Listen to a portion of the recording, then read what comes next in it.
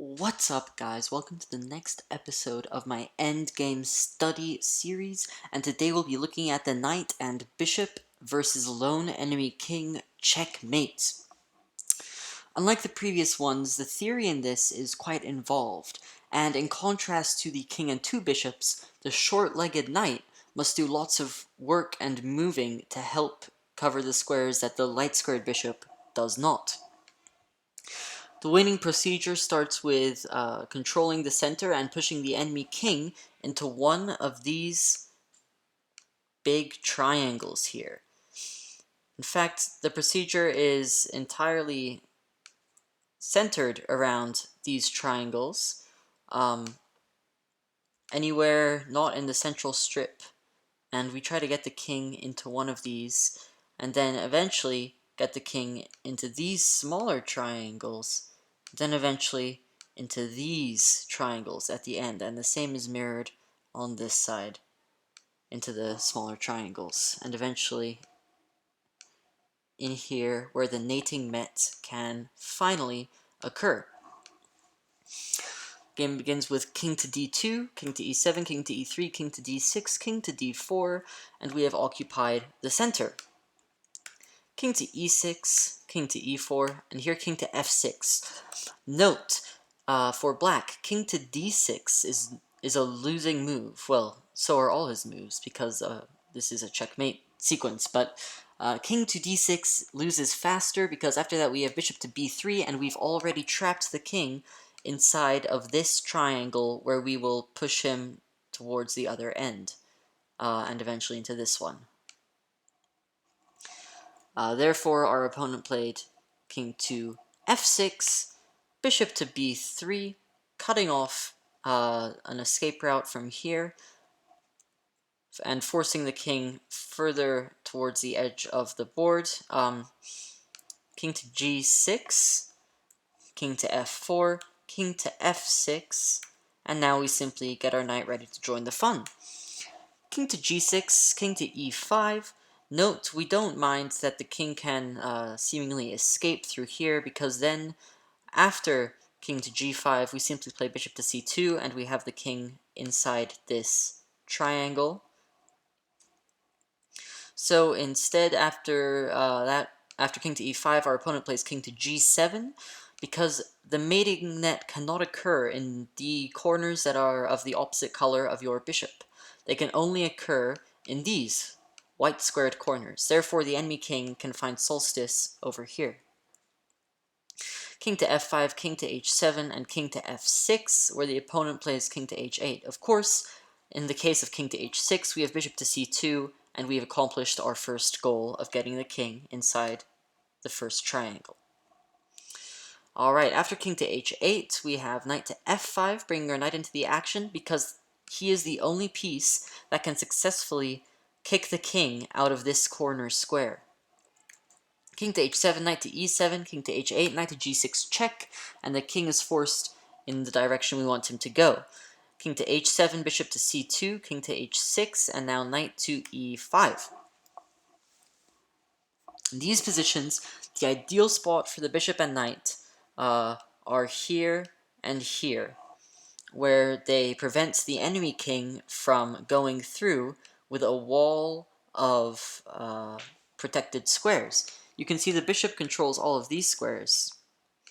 Now, the king and knight, we ideally will be controlling some black squares. Here you can see the king controlling these dark squares, and the knight, if placed here, would be controlling these dark squares, making a complete wall that the enemy king cannot cross. You can see that the knight functions well on light squares to contrast the light squared bishop, because then it can attack all the dark squares that the light squared bishop is missing. So king to h6, knight to e5, king to h5. It cannot go back to h7 due to the bishop on b2, c2. Bishop to g6, forcing him downwards. Of course, this is possible because if king to h6, we have knight to f7 checkmate. Therefore, the king must retreat to h4. Then we follow up with king to f5, blocking out his squares. The king and bishop forcing the enemy king into this next triangle. King to g3, and now bishop to h5, cutting off the king and putting him in this second triangle. We've now accomplished the second goal. We just have to keep in here. King to f2 and king to f4. Of course, knight to d3, some of you might have seen. Knight to c4, some of you might have seen after this king to f2 move.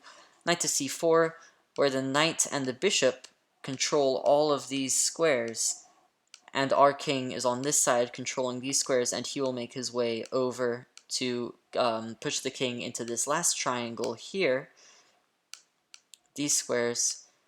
However, after knight to c4, king to g3, king to g5, king to h3, bishop to f3, king to g3, bishop to g4, king to f2, and then king to f4, we achieve a similar position as in the others, except it takes one move longer because the king was allowed to escape back here because we moved our knight instead of our king downwards.